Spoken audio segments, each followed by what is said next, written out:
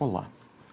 No tópico da jornada de trabalho, há uma questão que sempre gera polêmica, teórica e principalmente prática, ou seja, os empregados que estão excluídos do regime de duração do trabalho.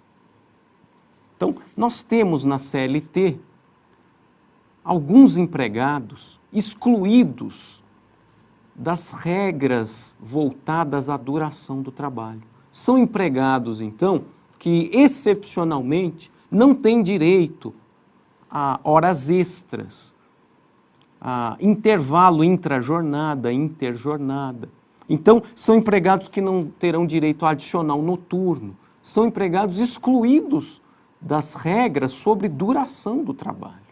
E há um questionamento, primeiro, no plano constitucional. Será que esses empregados, nós veremos quem são, mas será que essa previsão ela é compatível com a Constituição? Porque a Constituição assegura o direito a horas extras, a jornada de trabalho, a adicional noturno, aos trabalhadores urbanos e rurais, e não faz exceção.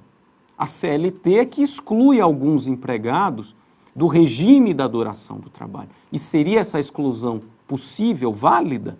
Então, o que é que tem prevalecido na jurisprudência? Que essas previsões são válidas, porque são regras especiais, excepcionais, em situações em que, vamos dizer, a duração do trabalho seria incompatível. Então, a Constituição tem uma norma geral que alcança, não é, os empregados em princípio, mas uma regra especial aqui poderia excepcionar essa previsão constitucional. Quer dizer, é um tema questionável, discutido, mas tem sido aplicada essa previsão da CLT, excluindo alguns empregados do regime de duração do trabalho. Quem são esses empregados? Dois tipos. Primeiro tipo de empregado excluído do regime de duração do trabalho. São aqueles que prestam serviço, trabalham de modo externo, ou seja, realizam atividade externa, não ali dentro do estabelecimento. Então, vendedores externos e assim por diante. Mas não basta exercer uma atividade externa. Isso precisa ser incompatível com a fixação de horário de trabalho. Então, precisa examinar se esse empregado trabalha externamente, mas ele tem controle da jornada de trabalho, então ele tem direito a horas extras e assim por diante. Só, isso aqui são situações excepcionais, é a exceção. Então, são apenas aqueles empregados que trabalham externamente e esse tipo de atividade é incompatível com o controle da jornada de trabalho.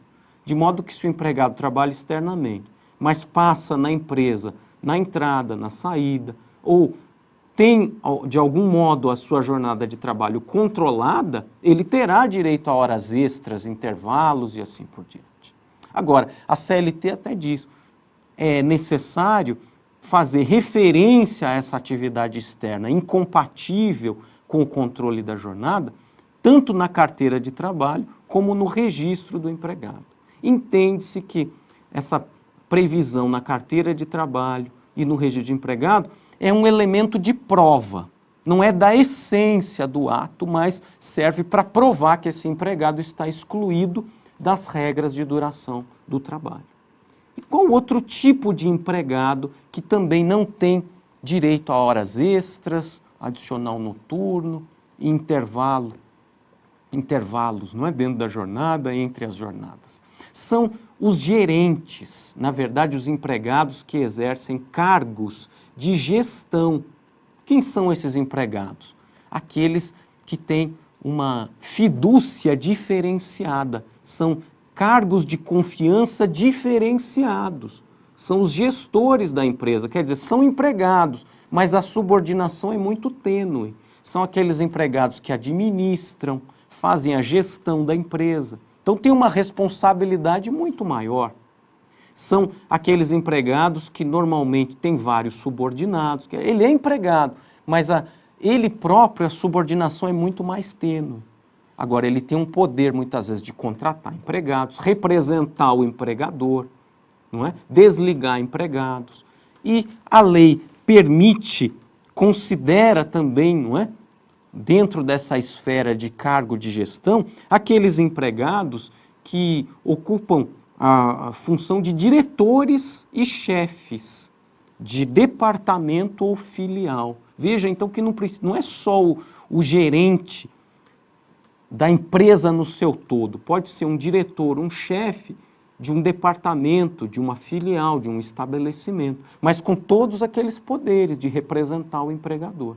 E no caso aqui de empregados que exercem cargo de gestão, normalmente ele recebe uma gratificação de função, porque é uma função de confiança diferenciada.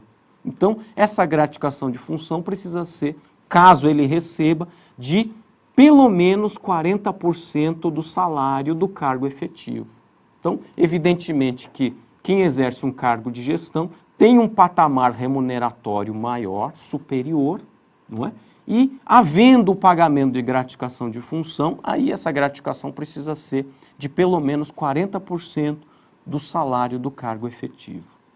E é um tema, então, de ampla repercussão prática, porque não é o que nós mais vemos, nesses dois casos não haverá direito a horas extras, por exemplo, mas que gera todo esse questionamento probatório e mesmo um questionamento no que tange a constitucionalidade, como nós vimos.